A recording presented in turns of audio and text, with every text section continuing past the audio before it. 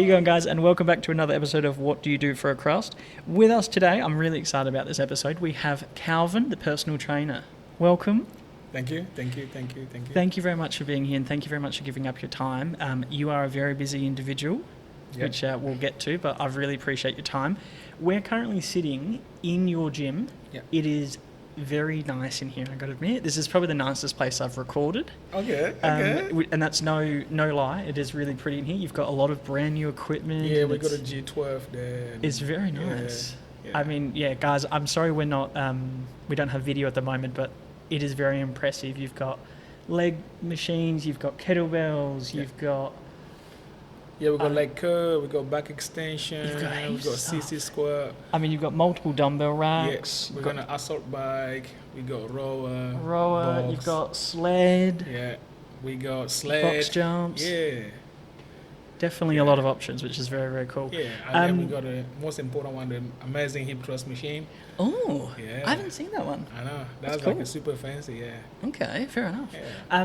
I think realistically, this obviously is a very different episode. We're not being anonymous. We're very keen, and I'm very keen to promote your wonderful business because it looks very cool, and I know you personally, and you're a terrific guy. Yeah. What's the name of your business?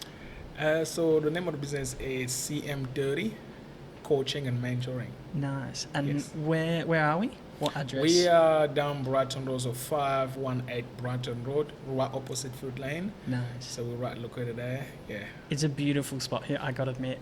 I think it is very, very nice, I got to admit. Thank you. And we'll make sure at the end of the episode we'll plug your socials and all that kind of thing as well. Yeah. What kind of services do you offer here? So here we do one-on-one personal training session. We do kid fitness. We do NDI fitness. We work with older people as well. So it depends of... mainly, I usually say to people that this is a gym for everyone. Nice. It definitely feels very welcoming, I gotta admit. And you're a very welcoming guy, so it does make sense. Yeah. But it feels like good vibes, that's for sure. Thank you. Nice. Yeah. All right, so what we'll do is we'll get in a normal fast five like we do in good fashion. Yeah. So can I ask, I think this is a really interesting one, pros and cons of being a personal trainer? Okay, I'm going to start with the pros. Okay, I think being a PT, you get the opportunity to see someone's journey, where they start from. Like, someone can walk in the door, you get them to do a dumbbell curl for with 2 kilo dumbbell, they struggle with it, and 5 months later down the track, they're doing a 20 kilo or 15 kilo curl. Wow. You know, that for me, that's a joy. And also for me to be able to see someone that cannot move in the beginning, and 3 months later, they can move, they can walk, they have more energy, they feel better, they have a better sleep, you know, they're more proactive. You know, these are the things that for me, that's it's a bonus point. It's a good thing. I'm happy with that. I can very much tell as well. Yeah. Again, we don't have video, sorry viewers, but I can see just sitting across from you, you have a lot of passion. You've got a very big smile just in talking about that, which is wonderful. Yeah. Cons? The cons, I mean, you have to willing to put the hours. You have to willing to do the early mornings, the 5 a.m., 5:15, 5:30, and the late finishes as well. So you finish like 7 p.m., 8 p.m. Sometimes I'm here, I go home 9 p.m. Time to organize a dinner. I have to go again the next day in the morning, 6 a.m. So you have to really you have to willing to put the hard work into it to be able to do it. Because if you don't want to put those early mornings and late finishes, then it's very fair. I mean, and I can tell just by where we're sitting, obviously that hard work pays off, but I can understand that being a fair bit of a con. Okay. Attributes and traits. What kind of attributes and traits should someone have if they're wanting to get into personal training and PT? I mean, first of all, you need to be passionate about fitness. And I always say, being a PT, you have to be willing to help people. You need to be that people person that you want to help, and make sure that you are not doing it for yourself. You're doing it for people, because being a PT is great to get a qualification and stuff, but you have to make sure that you put a service to people. You have to make sure, because they're not coming to you just for the fitness. They're coming to you because of way more other things. They want to be able to find someone that they can talk to. They want to be able to someone that they can, tell us something that happened to them at work that they're struggling with, and they want one person to listen to, and you, the PT, you there, and they rely on you for that. So you have to, those are the things that come with it, and it's great. I can understand that. We were talking about that before we started recording. That often it feels like it sounds like you're more than a PT. That you're, almost a friend. You're a connector. You're a motivator. You're almost a borderline counsellor. It sounds like there's all a lot involved. It's not just. Things. I think a lot of people would presume that it's just you shouting at someone to get out one more rep, and I don't think that's no.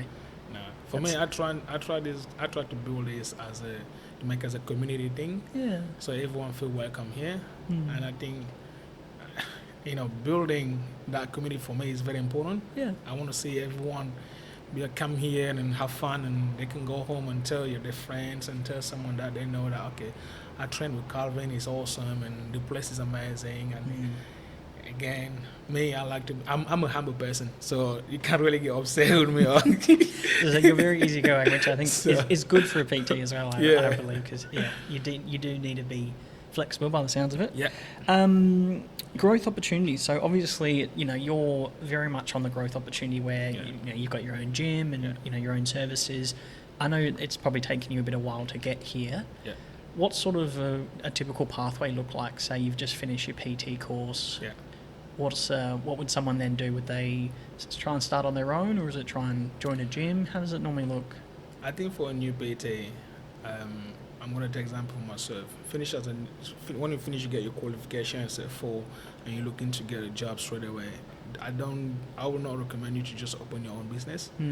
I would say join a gym, learn from. You're going to make a lot of mistakes, and you're going to see the way how people run their businesses. You're going to learn from those things, and because when you join the gym, you're actually running your business. Because the gym that you're going to join, you're going to be paying rent. Wow. To that gym, you're gonna pay sometimes. I know myself. I used to pay like $380 a week. Wow. As a PT in a place. Oh God.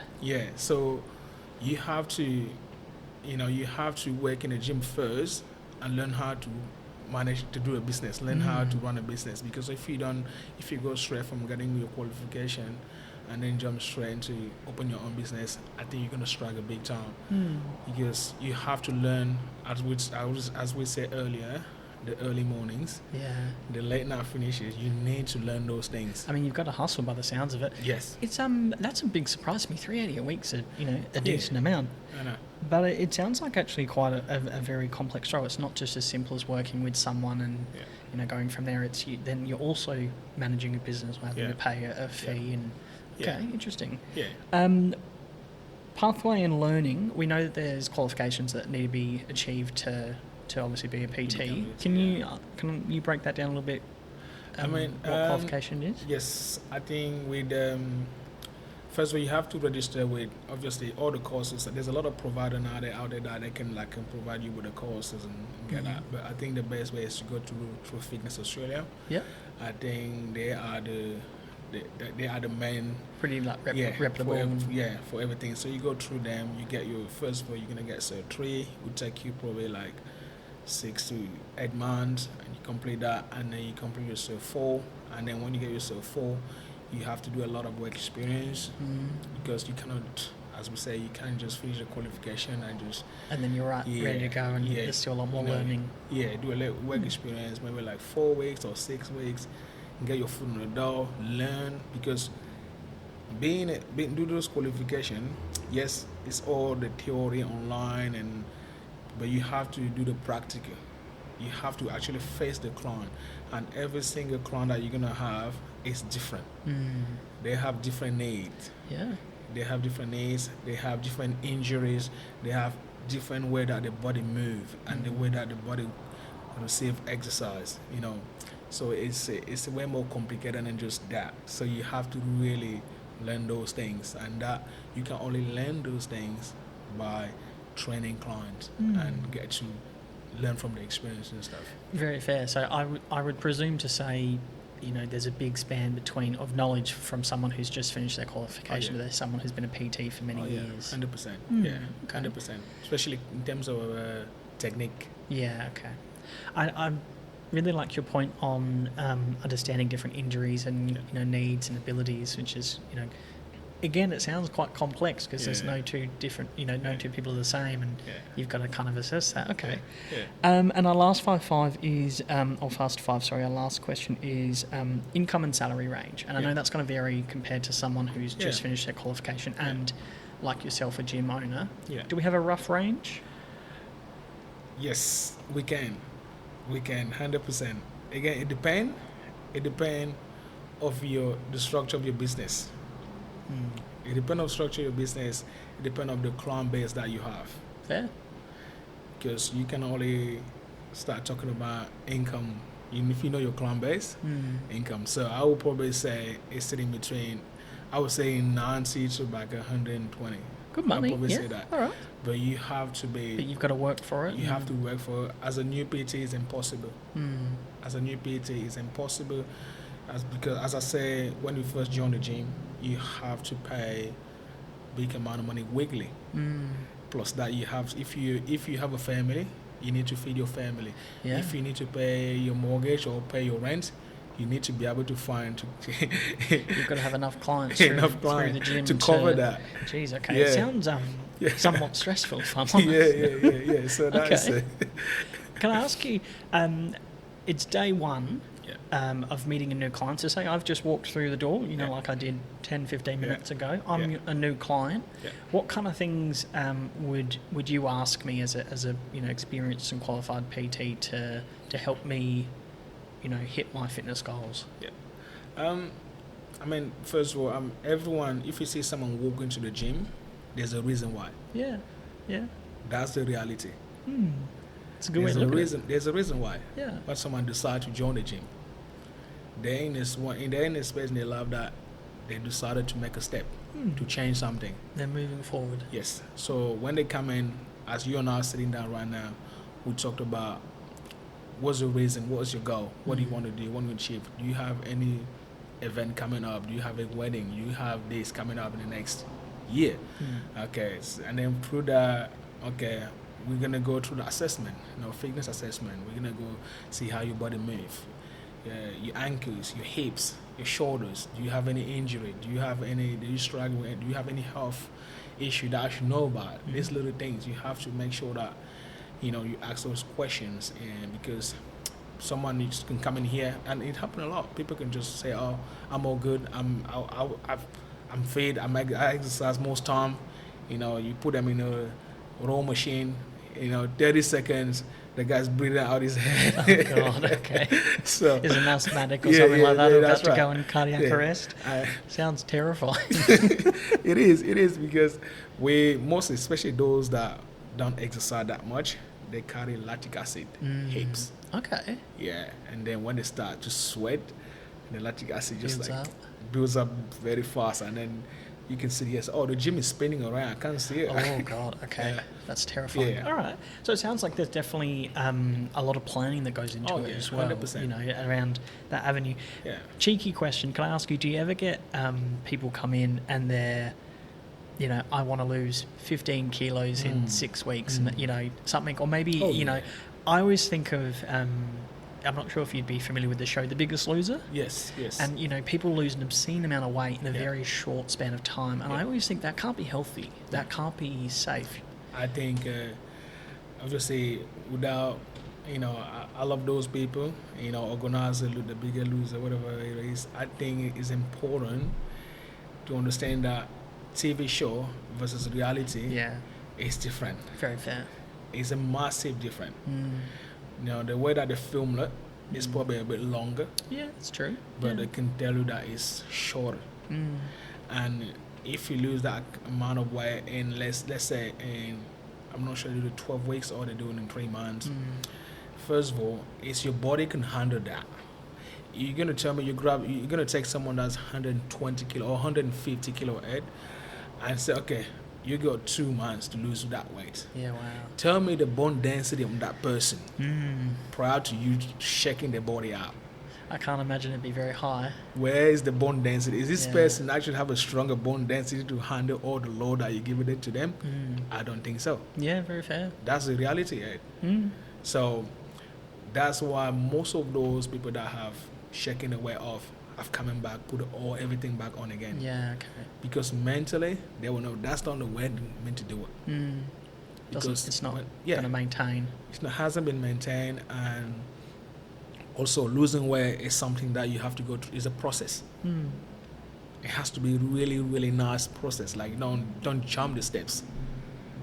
It's like you tell me in a soccer pitch, the goalkeeper can be the goal scorer. He can be the striker. He can leave the goal and dribble everyone and go and score the goals. No, I don't think so. So I think there's a lot way more behind that. Someone that is 150 kilo lose all that weight in 3 months. I think there's a way more things to do into it. Like not just the exercise, the food. Yeah. The psychology, they have to speak to someone. They have to have their mind in a right place. The mindset needs to be absolutely switch on. Then you lock in and actually pick up good habits and routine maybe. That's right, routine. They need to have a good routine. They need to have someone that gonna be there for them every single time, because I cannot go from 150 kilo and losing all this weight. I'm gonna feel that. I'm gonna walk around. I'm gonna look at Hungry Jack. I'm gonna look at a burger. I'm gonna be like, no way. A lot of temptations out there. Yeah. Okay. How do you go? I'm guessing that.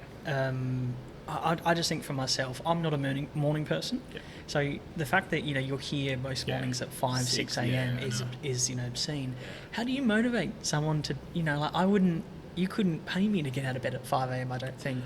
I think there are some people that are morning people, morning person. Like I know myself, I'm a morning person. I know there's heaps of us that love to wake in the morning, and the best way to exercise is in the morning. Yeah. Yeah, the best way to exercise in the morning, because the body responds really well when you exercise in the morning. Then you have the whole day to recover compared to if you train in the evening. So if someone trains at 5 p.m., so 5 p.m. you finish your session, 6:30, you go home, shower, have dinner. Guess what?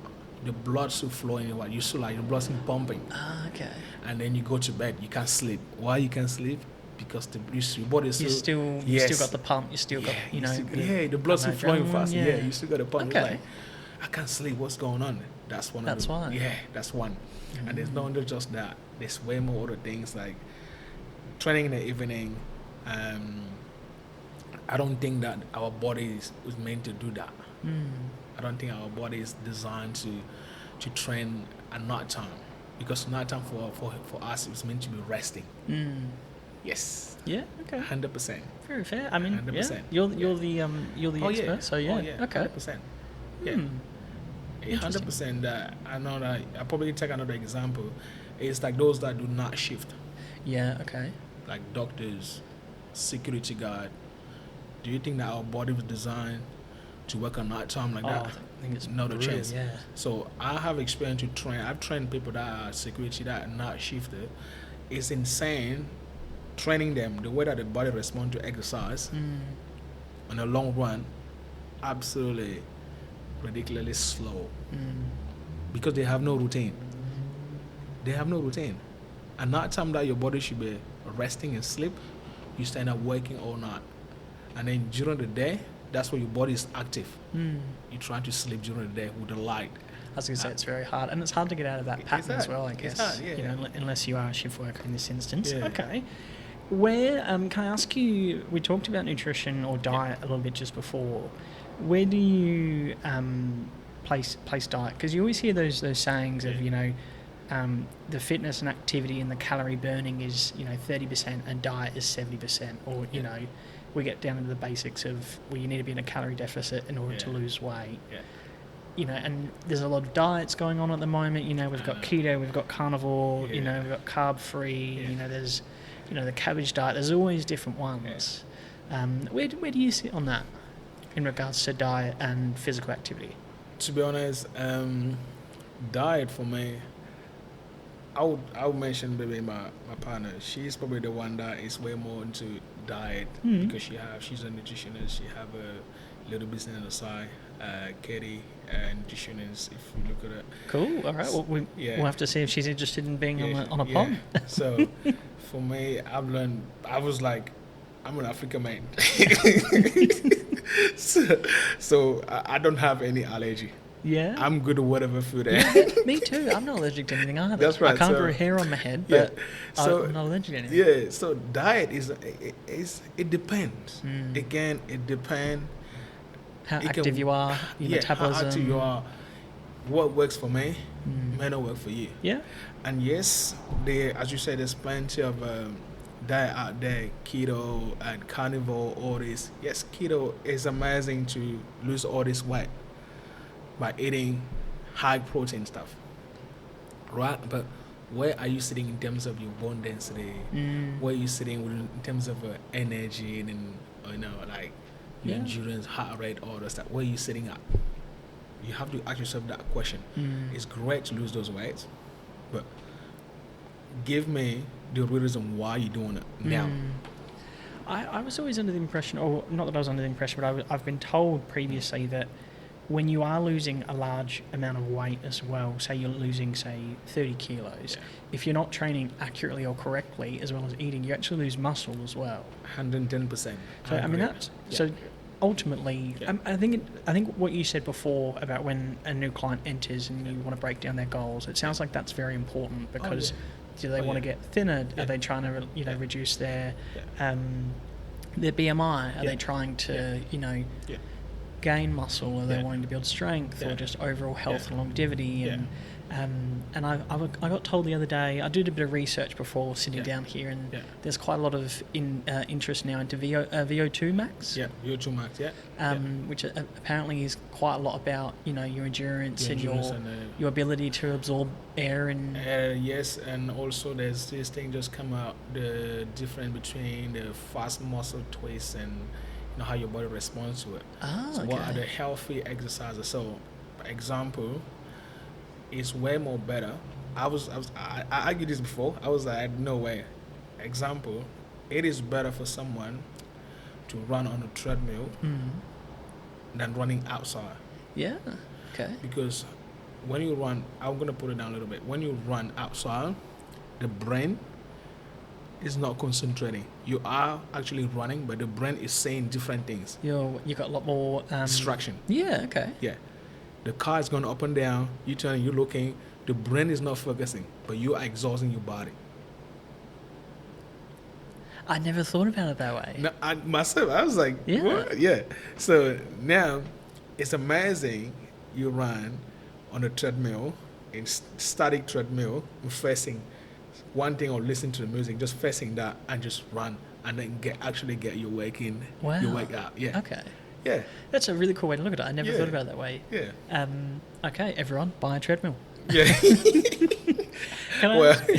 Maybe not, but Maybe not. Can I ask you, if I'm an individual and I come to you and I want to improve my overall health, I want to lose a bit of weight, I want to build a bit of strength, and I want to be healthier overall. Yeah. Are we talking weightlifting? Are we talking high intensity circuit work?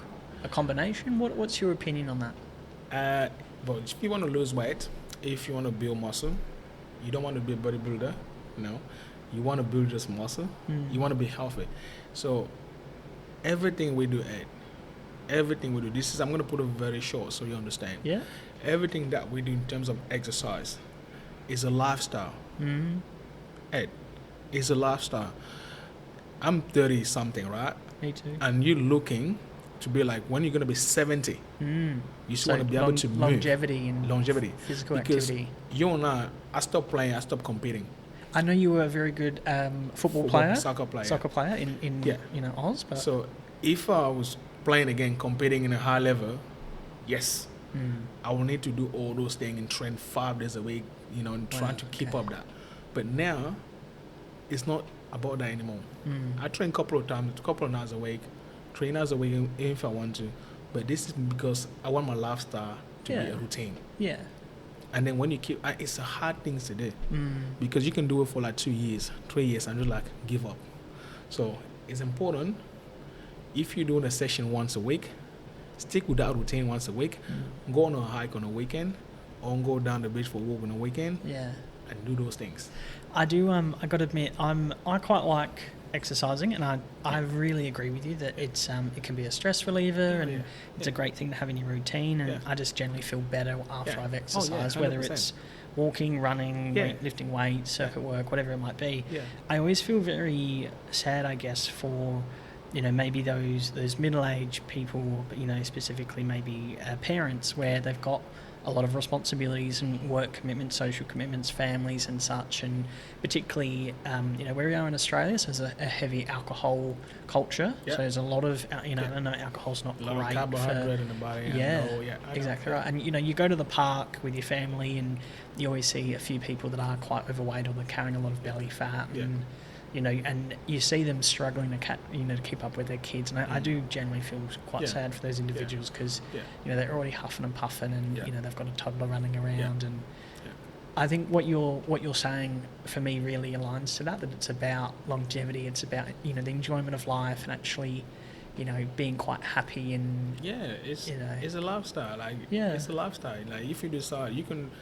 I've had a lot of clients, and I'm so happy that I've got had the opportunity to meet some really awesome clients, my long-term clients, and I always say to them, I'm happy that we've been going for that long. Yeah. Because you have changed. Because exercise is gonna open your eyes. It's gonna activate happy hormones in your body, and that is something that you just don't get it anywhere. Imagine if there was a store that you can go and buy 10 kilo muscle and put in your body. Imagine if there was a store like that, and everyone is just like, damn this, I'm just gonna go to the shop and just get something. That magic pill, that magic pill, and then there you go, I got my. I saw I quite like fitness, and I find I've got a few followers and such, and that I follow along, and is it Sam Sulek? He's quite popular at the moment. What's that? Sam Sulek? I think he's American, which no problem at all. Yeah. He says something really quite interesting that I find fascinating, is that you can't just buy a better body or more fitness or better longevity. It has to be earned. It has to be earned. 100%. And it shows dedication and commitment, and that you are following a routine, and you're you're all those kind of things, and it's something that I think people naturally envy. Where do you sit on, at the moment, it looks like there's quite a lot of weight loss drugs coming in, Ozempic and those kind of things. And I know everyone's got a bit of a different opinion, individuals are losing weight, and overall, it's less pressure on the joints, and, if that's what they need to do to be healthier, no worries at all. But it is a bit of is it a sidestep? We talked about routine and, getting good habits. And getting the enjoyment and the the satisfaction of achieving a goal and those kind of things. Yeah. You're just taking a jab in the leg, and you lose weight. It's an interesting one. Yeah, obviously, for me, it's a subject that is very, I would say, fragile to talk about, because it's, I've had a few clients that went through, they took that pill, the injection, and if you say it's business for other people. That's the reality. It's the business. Yeah. The people making billions of dollars. Absolutely. And then poor people, us here, was struggling with the tiny little things, and so I would say it's important. I would say it's important not to. And it's just your opinion. This is a safe podcast. We don't want to get you in trouble or anything like that. Yeah, okay. I mean, I will not even get closer to it. I will not do it. I agree with you. I get nervous about the long-term side effects. It's only come out in the last 2-3 years. That's right. We have no idea what's going to happen 20 years down the track. Has it? There's already quite a lot of research that's come out that it affects your mental health, it affects your sex drive, it affects a lot of your hormone imbalances and such, which can have damage down the track as well. 100%. So it is scary stuff. I will always say the best way to be healthy is exercise. It's the magic pill for every single person. Very fair. Exercise is is the best ever. We can take all the pills that we want, but if you don't exercise, the day you decide that, okay, I'm gonna exercise. I'm telling you, this is that. I hope everyone will listen to this because there are people out there. They can decide to join the gym. Some actually go to the gym and get a membership and never go. You know, and that is what's the reason behind it. If you ask what's the reason, motivation, someone that gonna drive them. Yeah. So you have to find a way. You have to find something that's gonna work for what you want. I mean, if it's out, it's important to find a trainer first. Yeah. Someone that's gonna guide you for a little bit, show you the basic, and then if you decide to go to the gym, yes, you can go to the gym after that. But finding a trainer, finding someone that's gonna guide you for a little bit, is meal plan, workout routines. Yes. I won't lie. I know I'm going to obviously sound a bit biased because we are literally recording an episode about, you know, personal trainers, and you're a personal trainer. We're sitting in your very nice gym.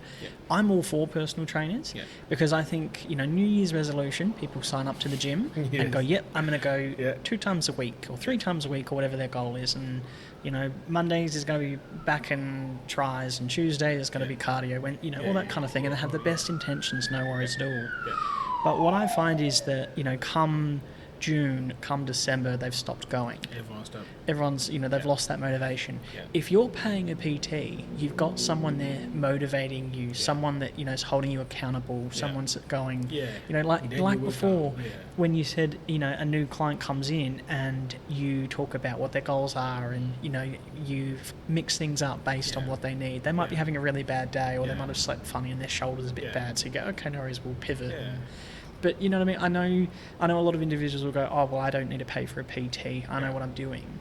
But I would argue a lot of people out there probably don't, or probably aren't fully educated. They're definitely not qualified individuals. And it sounds like PT is more than just, or personal training is more than just actually working out. It's setting good goals, setting realistic, you know, assessing needs, assessing injuries, diet, nutrition. It's around, you know, motivation. It's around scheduling. It's so much more. Yeah, this is what I find interesting, what you just said. People would say, I don't need a gym, I don't need a trainer, I can do it myself. And guess what? And people still walk in the door here with injuries. They say, what happened? Oh, I had at the gym, I was doing a deadlift. Oh, God. I was doing a shoulder press, I did it wrong, I hurt my back, I hurt my shoulder. And then again, they come back here, start again from the foundation. Yeah. Because my method of personal training, a lot of people can, you know, they can tell you about is, I started as a baby steps. Like, that's where I do it. Yeah. When you look at the baby steps, you can count the steps. From lay on their back, from rolling, from sitting, from crawling, standing, walking, and running. Running.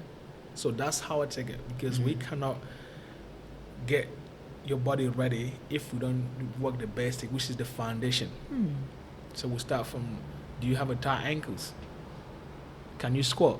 Maybe you cannot squat because your ankle is too tight, your hips is jammed. So now we're talking, you know, flexibility. Yeah, we're talking rotation, you know. That's it. We're talking mobility, flexibility. Then we start adding those things into it, and then the list become wider. I have people come here, they can't actually lift their shoulder over their head to start with. This is the reason why. It's because they're sitting on a desk 9 to 5 every single day. The shoulders already drop in, they hunch back, they're just like this. You say, okay, can you leave your hand? This is how far the hand can go. Wow. So when you look at that, you know, okay, we have to do something about it. All right, and then that's where you come with a lot of activation, a lot of band work, a lot of, you know, lightweight first to start with. You might give them some stretches to do at home, or, you know, okay, get a spike ball and roll it out, or all those kind of things. Okay, I mean, that's very fair. Very, very fair indeed.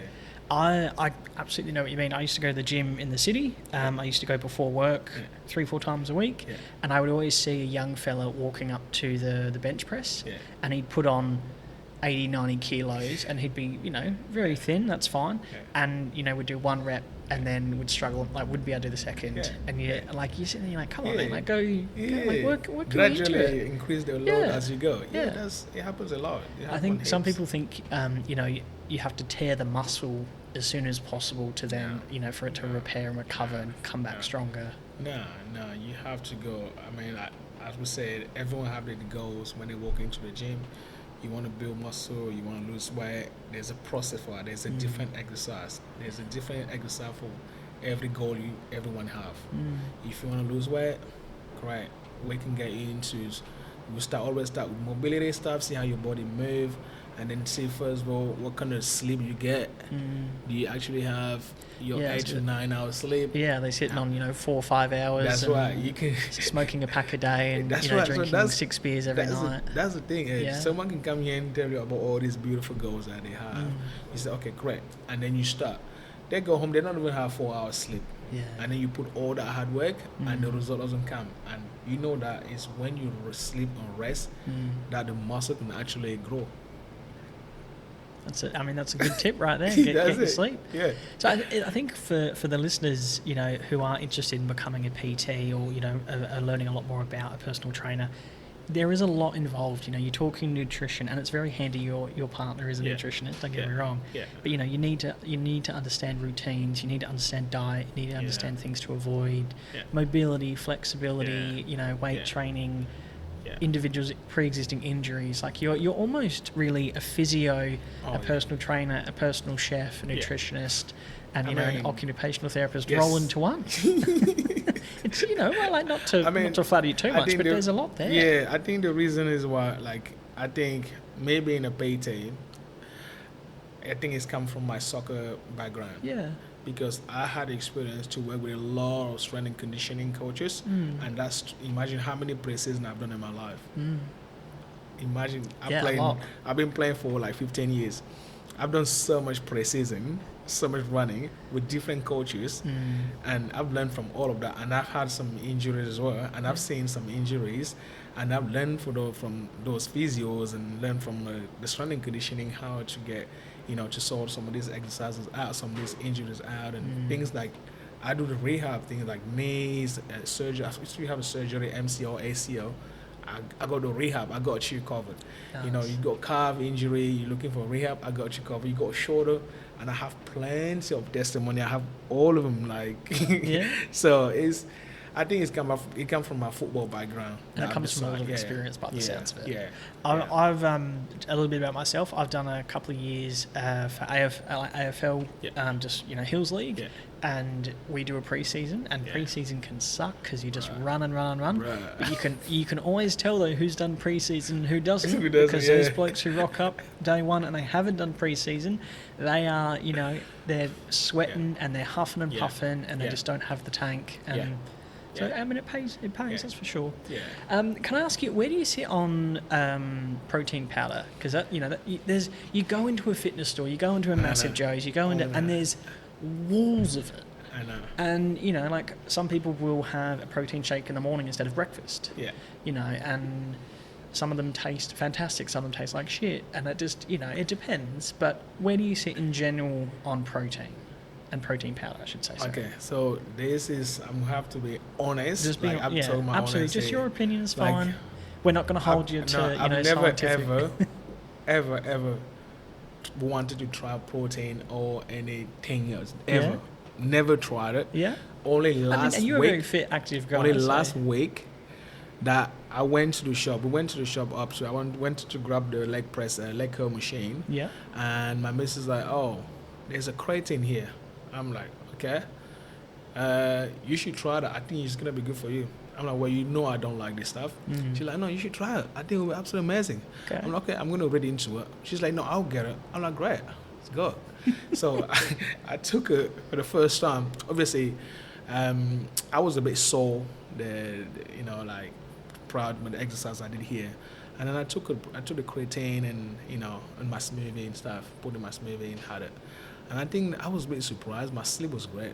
My sleep was awesome. Well, that's good. And I was like, oh, shit. So you've kind of been, you've been won over. I'm like, okay, creatine, okay, cool. And then I read into it a little bit, and I check out some of the videos, some experts talking about it. And I think that, yes, from now on, I'll be taking creatine. Like the rest, I'm not going to take any protein powder, anything, shake and stuff like that. But the creatine, I will. Fair. And after reading into it, I think it's the only thing that every one of us should take at least once a day. Fair enough. I have been told that creatine is really good for like your mind as well. Like being, if you wake up sometimes and you're foggy, it helps make you sharp, or helps your neurons fire or something. I'm not too sure on the technicality. Yeah. What about pre-workout? Where do you sit on pre-workout? Like some people, if they're maybe not a morning person and they need that little bit of extra juice to get them. Yeah. Do you think it's a yay or a nay? Yeah, it can be good for them. As I say, we're always going to come back to what worked for the person. Yeah, very fair. We'll always come back to it because what worked for me may not work for you. Yeah. Example for me in the morning, what I need is a piece of toast, banana and peanut butter. Keep it going. Nice. And I'm good. My energy's there. That's good brekkie. That's tasty brekkie. That's potassium. Good natural fats. That's it. And I'm ready to go. Yeah. And if the protein, pre-workout, obviously, it's when you take the pre-workout, what happens that it goes onto your body, and then your body feel like you want to move. You start feeling in your skin and tinklish and stuff. Yeah. I'm like, for me, no. No, you don't get that. I don't want. I don't. Oh, you don't want it? Okay. No, I don't, because the way that my partner explained that to me, I'm just like, nah, I don't want, because I don't like chemical in my body. Fair. And I always say that. So that's fair. I know some individuals, believe that they get, they'll be able to get more out of the workout or whatnot. But I think I agree with you. It's personal choice. I think it's personal choice. Also, Ed, when you go to the gym,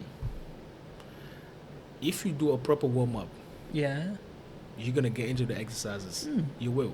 Stretching and pre-workout's not going to get you. I mean, can you imagine you take a pre-workout before you eat your dinner?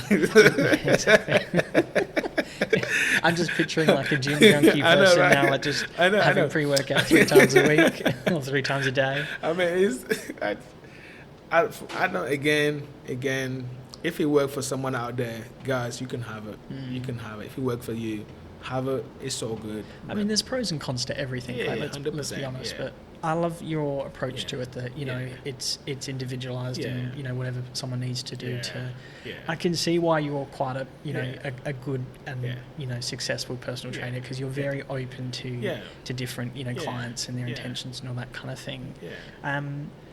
I mean, it sounds. I think this is a really good match for your personality, because you're very open, you're very interesting, you're a very bubbly and positive person. I mean, I try to be. It makes. I mean, if I had a PT, I would prefer you, who's gonna be kind and motivational, compared to, I think a lot of people would stereotype and picture the PT as someone shouting at them over the machine and going, one more, come on, like let's, and trying to motivate very aggressively. Usually it happens usually in classes. Yeah, okay. Most people that do classes, yes, it will happen to them because they're trying to get the whole group the going. trainer have half an hour before the next class. Oh, okay. Right? Let's say maybe half an hour, he want to get everything on the way. He's going to push you. He's going to yell at you. You are not the only person in the class. There's maybe 10, 15 of you guys. He just keep go, push. But that's just the vibe of the class. Yeah. So when you decide to do a class, expect that kind of vibe from a trainer. Yeah. And there are trainers that they can be awesome in a class, and then they're not good with one-on-one. Yes. They like to shout, and when it becomes like one-on-one, they don't know what to do. If I don't shout this, I don't know what to do anymore. So you have to be patient as well. So, Can I ask you, what's the if I'm a training PT and say I'm a little bit way through my course, and I'm interested in doing one-on-ones and groups, what kind of time frame should I be looking at? As in, is a group normally half an hour? Is it an hour? Is a one-on-one session 45 minutes? For the group training, you mean? Yeah. How do you come to the time frame that you deliver? It depends. I think most group training, so they're 45 minutes. Okay. So what do? You have your 10-minute, which is like the warm-up phase of training, and then you got your half an hour, and then you got your 5-minute, which is a cool down. Okay. Yeah. So you have to plan it. That's why it's important to do programming. So you have to plan it and make sure, 10-minute warm-up, all good. 30 minutes, we hit the exercise harder. 5 minutes, we do a cool down. Everyone go home. See, this is another avenue of the job that I didn't even consider. You've then got to set routines and programs and that kind of thing, as well as then running your own business. It is a complex role, okay. It is. And what about for one-on-one sessions? What's a sort of typical duration? One-on-one is the same 45 minutes. Okay. This time, we only have the warm-up phase, like, it depends on the person goal. So what I usually do, when I know your goals already, I know that you want to lose weight and build a bit of muscle. So when you first come in, I get you to start on the assault bike for 10 calories. It will take you maybe 30 seconds or 40 seconds to do 10 calories. When you come in, we do a little bit of band work, just to activate bigger muscle in the glute, like in the body, which is the glute. If we do lower body, we do the glute a little bit, activate the glute. And I get you through like a free walking line, just we know where to start with. And then from there, we're going to probably go into something like basic leg curl, just warm up everything. And then we start hitting the main part of the body. So again, you're building throughout the whole time, not just not just over 6 months to a year, but in every session. You're building up. It's a build-up period. It's like people come to the gym. I've seen people go to the gym. When they come in, they forget about the activation part. They forget about the warm-up part.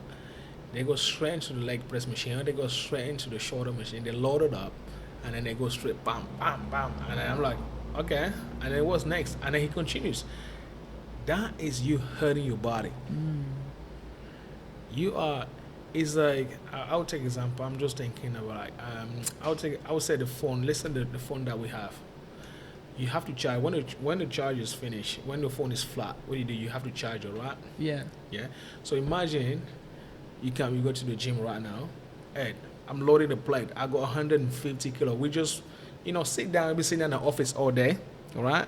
Go straight to the gym. And done nothing, and just straight in. Just straight into the 100 kilo leg press. Going from 100% to 0. Yes. What's going to happen to your body? I mean, you're going to do an injury, aren't you? That's right. When you put it like that, it makes a lot of sense. It makes sense. You're actually just going full bore to then nothing. Yeah. So I'm always going to put a lot of accent into like the activation before the exercise. Okay, very fair. And the cool down is important. The cool down can look like when you finish with some stretches, mostly static stretches. Because in the beginning we can do the dynamic stretches, which like open up the hips and bounce and open up the heels up, knees up, and prep the muscles and shuffle. Those are the dynamic in the beginning that we can do as well. And so there's many ways. And then at the end of it, we can just basic static cool down. It can be like leg on the side. It can be lay on your back, hold on to your knee. It can be shoulder rotation, just hold on your shoulder and chest up on the things.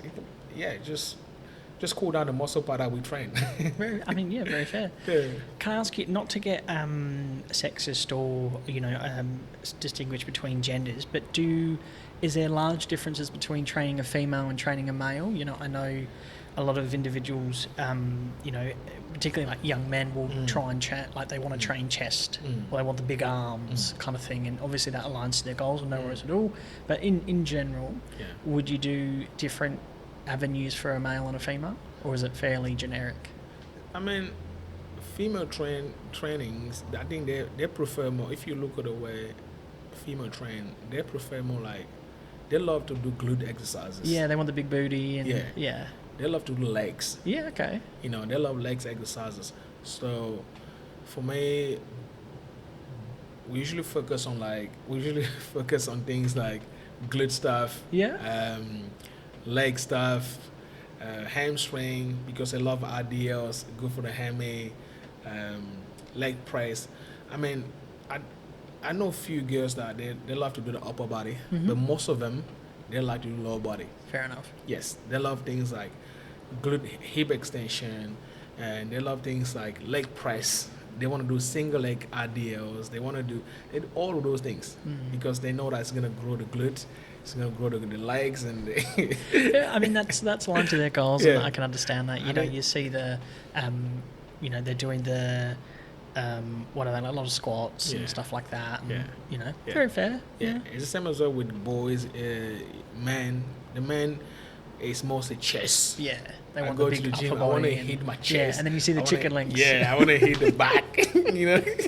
I want to hit the back, I want to do chest, and then you see them bicep curling. They forget about the legs, Yeah. you know. Yeah. So it's a thing that we have to mix it up. Yeah, very fair. We have very to fair. You mix can't it just up. train the same muscle or section every day. And some people are really good at it. Yeah. They just go to the gym every day, is chest and back. Yeah. Bicep, chest and back, bicep, chest and back. And again, I think everyone should think of lifting do at least one heavy session a week. Like you do your one heavy session a week. Usually when I was played the game on Saturday. Mm-hmm. My heavy session was on Sunday. Is that so that you gave yourself a lot of time to recover? No, that is because most of the pitches here in South Australia that we play on, they're archery turf, they're turf ground. So playing on those turf, they are the toughest thing ever, and they destroy the body, the hips, the knee, and then you have inflammation. So the next day, I train. I do my heavy lifting the next day. But you're already inflamed from That's the day right. before. Yes, so I do the heavy lifting. So there's not much of a gap. Oh, okay. I see. In the recovery. Okay. Well, I mean, yeah. Wow. Yeah, Okay. and that worked for me heaps so much. And I have a lot of my colleagues and some of my teammates that, they got injured every single time, every 2 months, because they don't do. I said, what do you do? Why it's always playing? Yeah. I'm like, well, I come to training, but I do something else. Yeah. You do other bits and pieces. Yeah. I don't just playing football and just come and train. No. I do the little things that you don't see. So very, very fair. Yeah.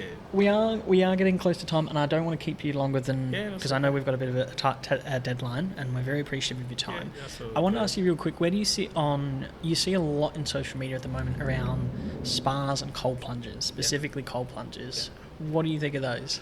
I would say 110% cold plunge. Yeah. Okay. Yes, because here's a trick. There's a trick into it. Yeah. So, you can do gym work once a week, and then go and do a plunge 4 times a week, and you lose massive weight. Wow. Yeah. That's a good industry insider. Insider knowledge. Because the cold water, the way they put it down, I'm not sure if we can say it here, but the way they put it down, it's like when you jump into the cold water versus the same reaction you're gonna have, your body gonna react because the chemicals in the brain, that same reaction is gonna have when you jump in a cold water is the same reaction you're gonna have with someone that. Oh, okay. Does that make sense? So it puts your body in a higher state. Yes. Okay. It's the same reaction. Okay, interesting. Yeah, it's the same reaction. A natural kind of high. Yes. Yeah. Okay. Yeah.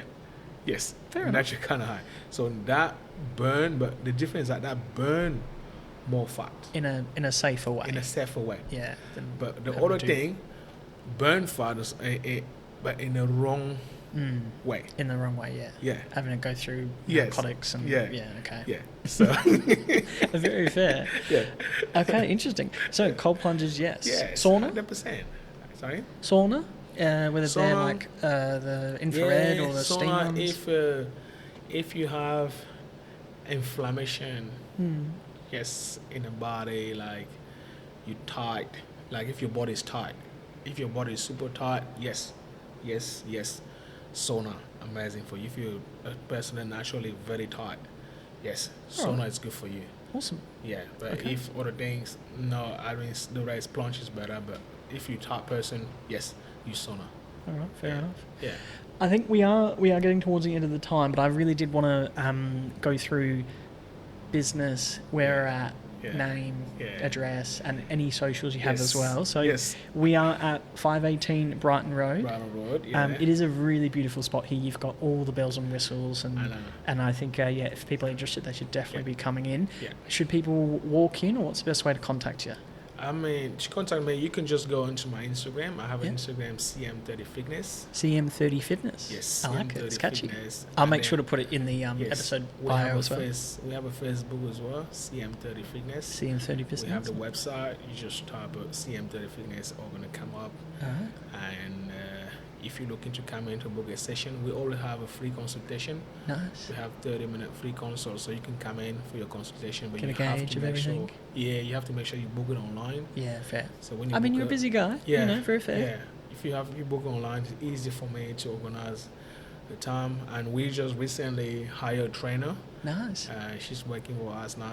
She's amazing. She's an ex-Muay Thai fighter. Cool. Wow, cool. I know, that's right? very cool. She's God. unbelievably fit. Yeah, So, that's terrifying. I mean, very impressive, but yeah. So, and she's good in boxing. So if someone's looking to do boxing, and we do it all. Nice. I mean, you guys certainly do. Yeah. I would love to do another episode with you because it sounds like we've just barely scratched the surface, not just with health and fitness, but entrepreneurship or being a business owner, as well as being. It sounds like you're almost an informal professional counsellor, around disability and mental health with NDIS as well, which is really impressive. Yeah. So. Plus, your soccer background, or your football background, soccer for SA individuals or Australian individuals, but it's you've been a professional athlete as well. So there's a lot I'd love to understand there about your routine. But it's deep. Yeah, I mean it's awesome though. Like it's you can't. I think most people would want that from a personal trainer to know that you've had quite an extensive background in many different aspects. And you're still humble, which is nice. I know. And the good thing about this place, I will tell you a bit about this place as well. Like we have in this area, because at the back we have 5 offices. Oh, cool! And those offices are the psychologists and OT. Nice, so that's very convenient. Yeah, so we're trying to make this like a little awareness center. So you go from here. I have people that go from here straight back in the office to see the OT and then go to the psychologist. I mean, it's like a one-stop shop for health fitness. Health and well-being. I know. Nice. All right. Yeah. I'll make sure to add your details to the bio as well. But thank you very much for your time. I really appreciate it. I appreciate it, man. Yeah. I'm sure we'll have to do a part 2 at some point. But thank you so legend, much, man. I can't wait for the part 2. I think for the part 2 we should invite the psychologist. Yeah, she can come in and talk about. She's a senior psychologist in the SA, so she's really good. Sounds good. And she can talk a little bit about that part as well. So sounds really good. Yeah. No worries at all. Yeah. Thank you very much for your time. Thank you for the Ed. Thank you. I appreciate it, man. You're absolutely a legend. Thank you very much.